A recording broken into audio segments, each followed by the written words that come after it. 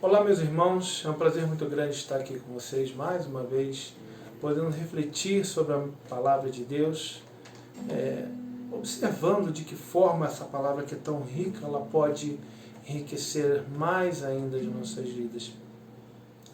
Nós estamos comemorando o mês das crianças, outubro, mês das crianças, um mês muito alegre, não é verdade? E, meus irmãos, está aí um tema que deveria ser muito rico para a igreja, as nossas crianças. Nós vamos dizer que as crianças é o amanhã da igreja, mas na verdade a criança é o hoje também. É o amanhã porque aqueles que continuarão a obra que nós deixaremos. Mas é hoje porque já é preocupação, já é cuidado, já é zelo, já é amor. E a igreja precisa, nesse tempo, olhar com um carinho a mais.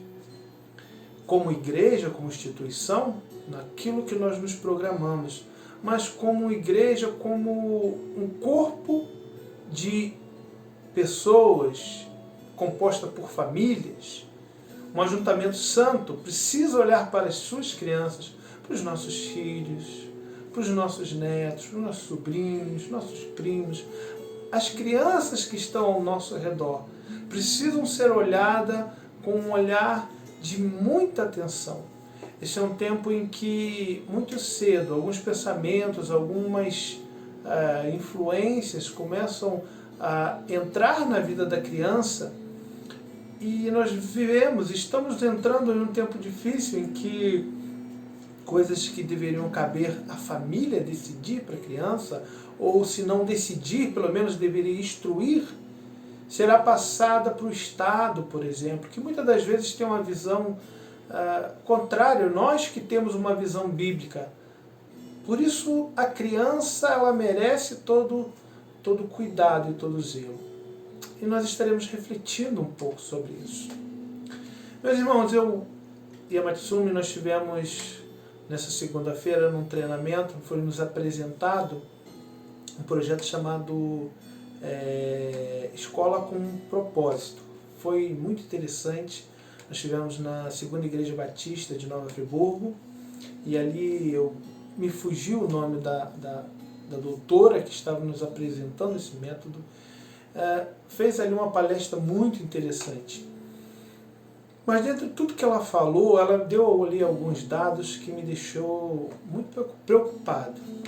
Por exemplo, ela disse o seguinte, que das crianças que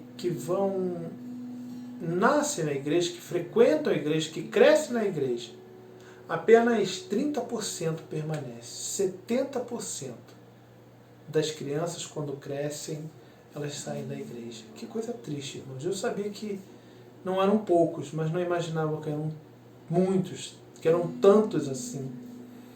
Isso me acendeu um alerta. Eu tenho um filho de 4 anos. Eu quero que ele siga nos caminhos do Senhor.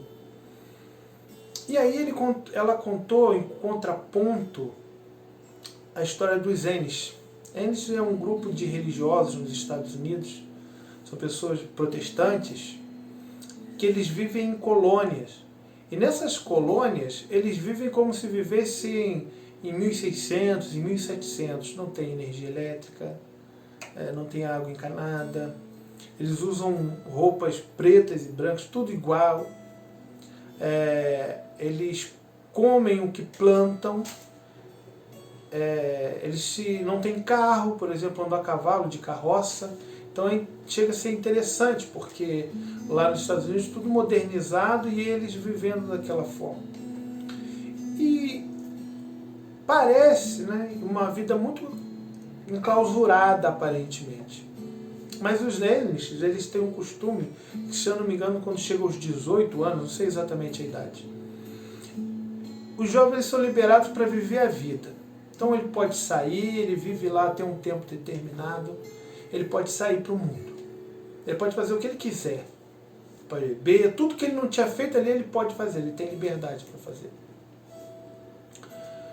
E em algum momento ele vai ter que decidir se ele quer continuar nessa vida do mundo ou se ele quer voltar para aquela cultura.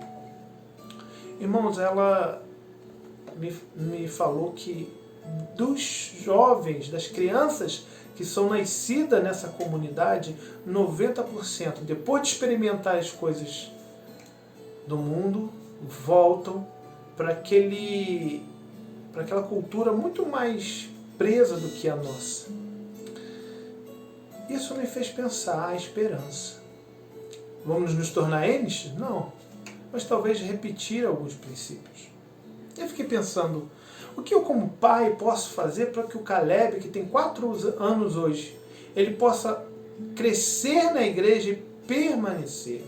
E eu me lembrei de um texto, nós leremos apenas 2 versículos desse texto, que se encontra em Deuteronômio, no capítulo 6, nós vamos estar lendo os versículos 1 e 2. Isso pode nos direcionar como fazer para trabalhar na vida dos nossos filhos, para que eles caminhem não só enquanto são pequenos, mas enquanto eles viverem. Vamos ler Deuteronômio 6, versículos 1 e 2, que diz assim: Estes são os mandamentos, os estatutos e os preceitos que o Senhor, teu Deus, mandou ensinar-te, a fim de que os cumprisse na terra a qual estás indo para possuir, para que temas o Senhor, teu Deus, e guarde todos os seus estatutos e mandamentos que eu te ordeno, tu, teus filhos, e os filhos dos teus filhos, todos os dias da tua vida, e para que os teus dias se prolonguem. Meus irmãos, nós estamos aqui falando de Deuteronômio, onde Moisés está passando para Israel a lei do Senhor, os preceitos, os princípios, as ordenanças. E é interessante que essa lei de Deus, ele deixa muito claro aqui, essas serão as leis que vocês guardarão quando chegarem na terra que está prometida.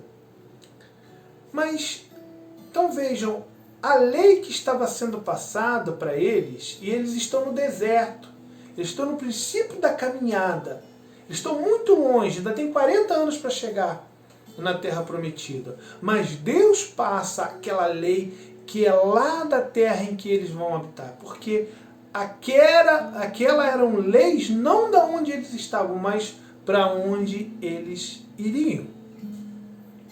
E eles deveriam, durante a caminhada, não deveriam esperar chegar lá para guardar essas leis, mas deveriam vivê-las ao longo da sua caminhada. E aí você vai entender quando é dito assim, olha, ensinando seu filho, caminhando com ele, porque durante a caminhada ia se vivendo sobre a lei, não a lei do local que ele estava passando, que ele era peregrino, mas a lei do lugar que era escolhido para eles. Nós estamos falando da lei, do período da lei. Interessante que nesse período aqui, a fidelidade de Deus tinha uma condição, a que o povo fosse fiel. Se o povo fosse fiel, ele teriam a bênção de Deus, mas se transgredisse a lei, eles seriam cobrados por isso. Portanto, a manutenção do pacto dependia da fidelidade daquelas pessoas. Por isso que não deu certo, porque o coração do homem é corruptamente mau. Mas nós estamos no tempo da graça, nós não estamos debaixo dessa lei. Porque Cristo veio na plenitude dos tempos e cumpriu perfeitamente. E cumprindo as ordens de Deus, deu àqueles que creem nele a oportunidade de viverem, de terem a Deus presente em sua vida. Portanto, a segunda aliança não é em cima da fidelidade das pessoas, mas na fidelidade de Cristo. É por isso que nós podemos dizer que nós somos salvos em Cristo Jesus, não porque eu sou fiel, mas porque Cristo foi fiel. Mas há um detalhe.